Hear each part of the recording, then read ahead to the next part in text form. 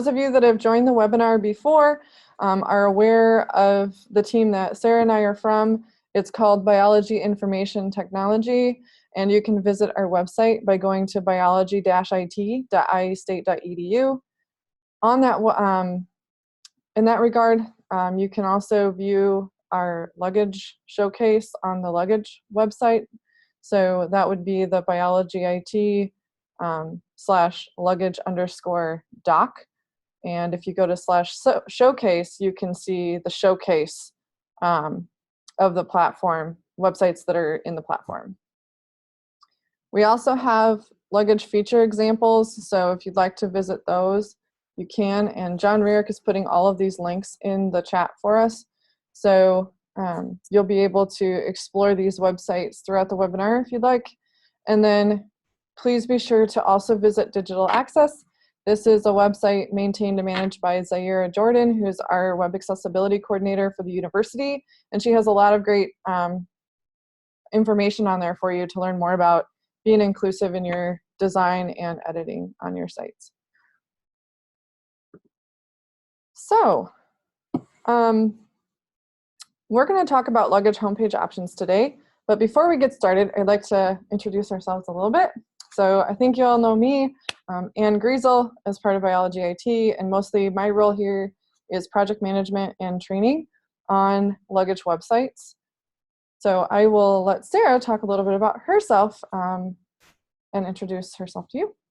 Hello everyone, my name is Sarah Carney and I'm a front-end developer on the Biology IT team. I've been here since about December and I'm really proud to be on the team helping create new features, make sure things are smooth, and when I hear from Anne that all of our users want something, I work to help her get it implemented, and I'm really excited about what we're going to show you today.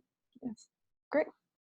So we've been really excited to have Sarah on the team as well, and she has been a rock star getting some of these things out. So the homepage options that we're going to show you today are all possible mostly because of Sarah and what she's done since December. So yeah, it's really exciting. So we're going to take turns going through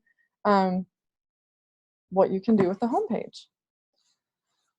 So I think we'll just kind of alternate here a little bit. You can see a page on these layouts on our documentation site. So that's what we call the Luggage docs website.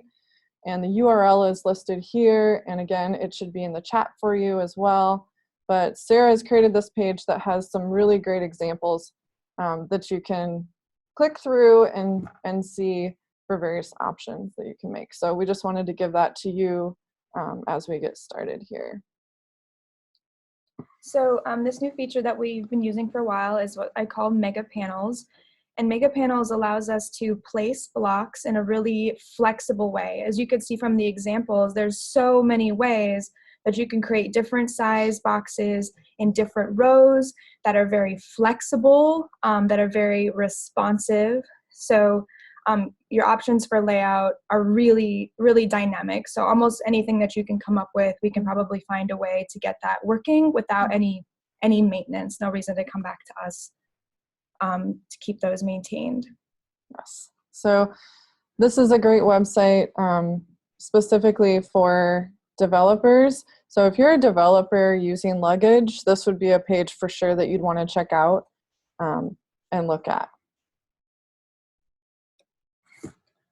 So do you want to talk a little bit about this one too, or you want me to go for it? Sure. So when we're helping you set up your website, we see something a little bit like this, where we have 5 rows, and we're able to place blocks in those rows. If we don't fill in a block, it doesn't show in on the front page. So, and that's the same goes with the row. For example, if in that second row you see block, block, block, if we only put in 2 blocks, they will stretch to fill the space 50% and 50%. And then, and each row can have a different configuration. So in the first row, maybe I want 3, and the second row I might want 4, and maybe I don't need anything in the third row. Yes, and this is also, just to add on what Sarah said, this is nice for news and events. So oftentimes we'll pull news and events into these block areas.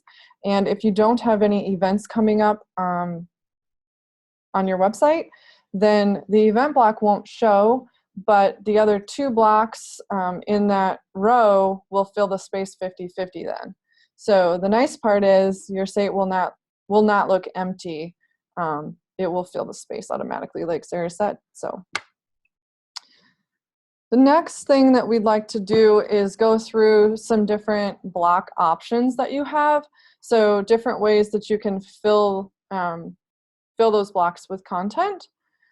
So one is an image with a title and a little icon.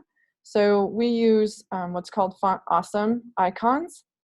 So if this is something you're interested in, please be sure to email web support, and we will, I can send you like the Font Awesome icons to look at. You know, you can choose the one you want, and we can make this happen pretty easily for you. Generally, this style of block, you'd send us an image, tell us what you'd like the text to be and the icon to be, and we will just add it for you. And when you want it changed, you just let us know. Generally, these are items that appear in the top row is what I've seen, but if you wanted to promote something in a different spot, we could certainly put one wherever you'd like. And I guess I'd also like to point out that Sarah made this so that it's accessible. So the word resources is actually text. It's not going to be an image, which means that those using screen readers are going to actually be able to have that word read to them, and they will know, or the screen reader will tell them that it's a link and they can click on it. Having live text instead of text baked into an image is also helpful. If for some reason someone's on a slow connection and they're not able to load an image, they still know what that link is and where it's headed. Exactly.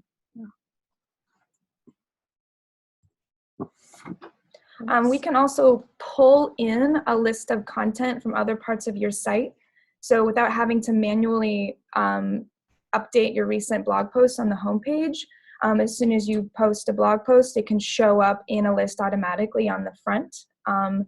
We can pull in content from all kinds of things, such as blog posts that you see, but also your news feed and your upcoming events. Yes. Things like that. And sometimes if you have, on your department site or lab site, if you have projects, that would be something nice to pull in as well. I think sometimes that one people forget about, so that might be something to think about for the future, is pulling that project list in.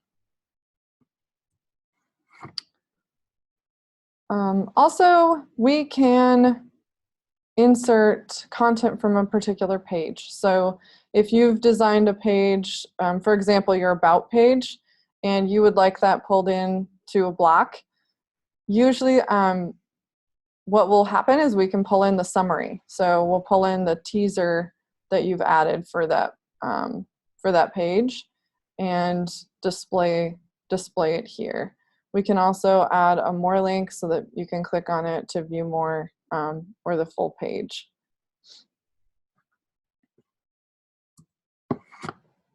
So here's an example of the blocks at work, and this is digitalaccess.iastate.edu. The first thing that they wanted to do at the top is feature these 3 main actions: do it yourself, get training, and resources. And so Zaira Jordan gave us the text, the icon that she'd like to choose, the color that she wanted the bar to be, and then provided the image. And so we got that set up. So those are the most important things. And so we put them at the top in those 3 boxes.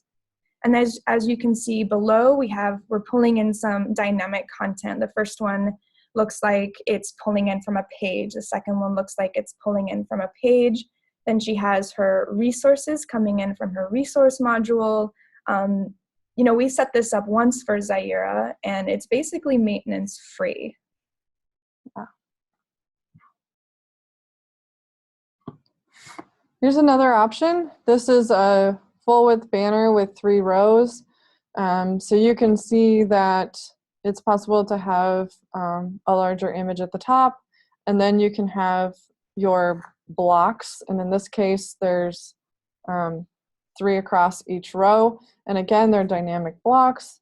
You've got certain news content pulling into those blocks, and also timely topics is a page that's being pulled in. And then you can see that we're also able to pull in Instagram, Twitter, Facebook. So if you happen to use those social media options and you use them quite a bit, we can put those in. I'd recommend, if you use social media blocks, that your area is very active in social media and that you have recent posts, because otherwise it might look like stagnant content there. So yeah. And podcasts, so we do have a podcast feature, and so we've pulled those in automatically as well. And then you can see that there's 4 blocks on the bottom row that highlight the different areas that are part of the Horticulture and Home Pest News website. Here's an example of it sort of has to do with, you want to feature a large, perhaps interactive app or piece of your content, and that's the most important thing on the page. And then you can give a little bit of context with the small block on the side. As you can see, this is not divided up 50-50. One little secret that we have with our Mega Panels function is that we can set one of the blocks on either side to grow. And so it's set to take up more space than the other, so it's more like 2/3 and 1/3 instead of 50-50.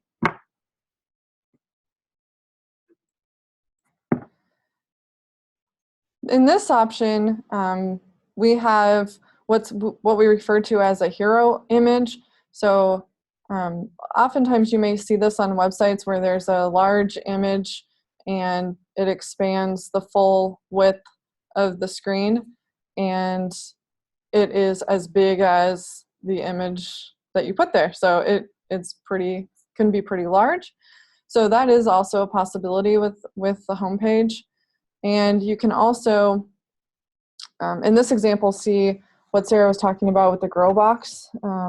There's about content on the left, and then recent news in a smaller block on the right that's automatically pulled in.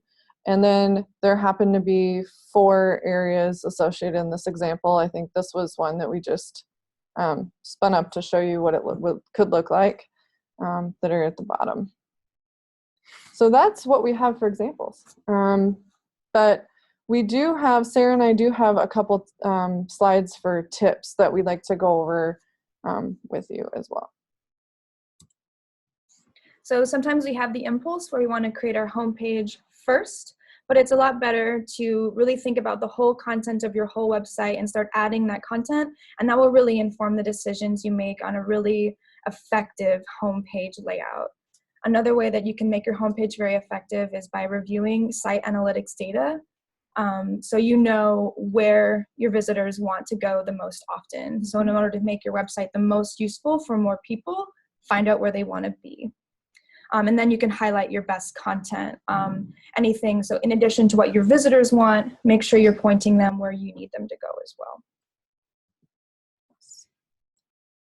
And then there's just a couple of secrets that we wanted to mention, and we've talked about a couple of these along the way.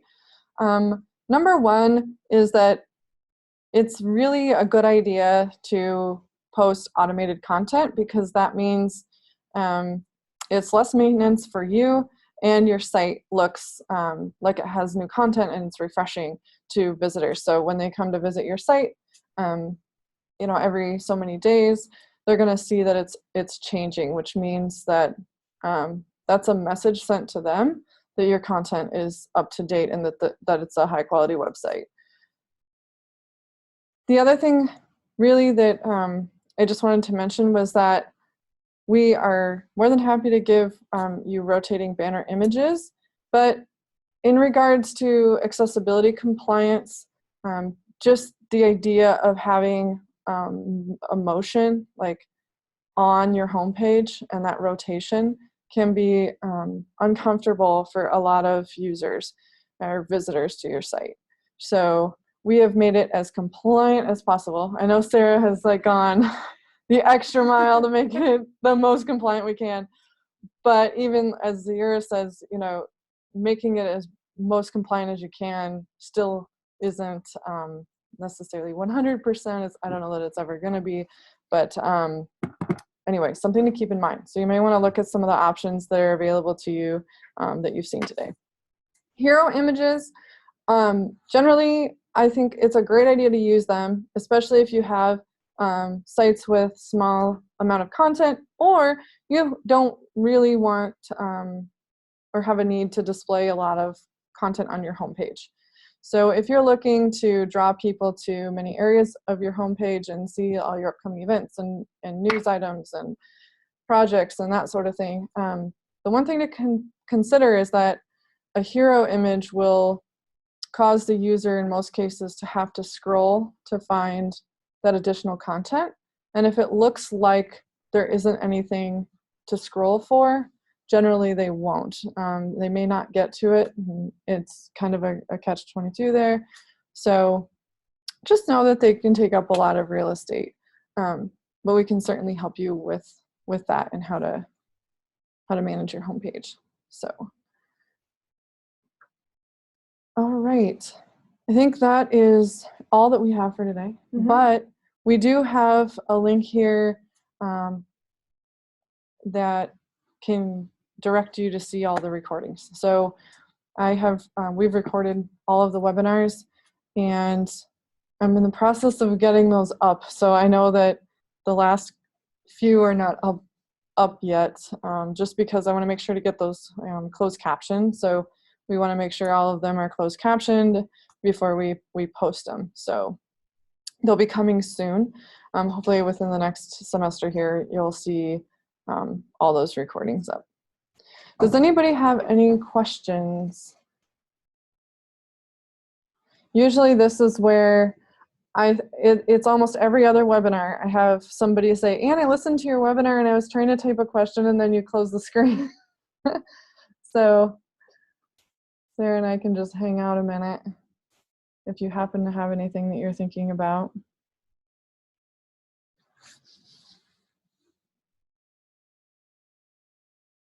Also, if you have a website that's in what's called we're calling it the classic theme, which is the original theme for Luggage, and you'd like the new ISU theme, please let us know. We're happy to work with you to get the new ISU theme on your site.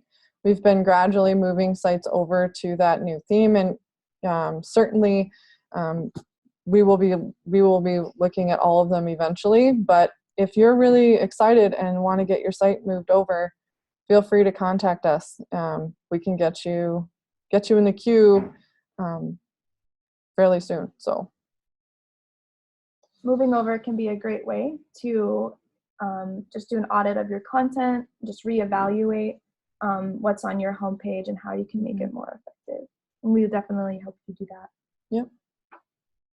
Also, in the process of like moving it to the new theme, generally, depending on the size of your site, we will give you screenshots and you'll be able to see what it's going to look like on some of the pages so that you can talk with us and give us feedback. So, okay, looks like a quiet group today, so I think we'll sign off. But again, welcome and thank you to Sarah for joining us today. It was fun. And we'll see you next month.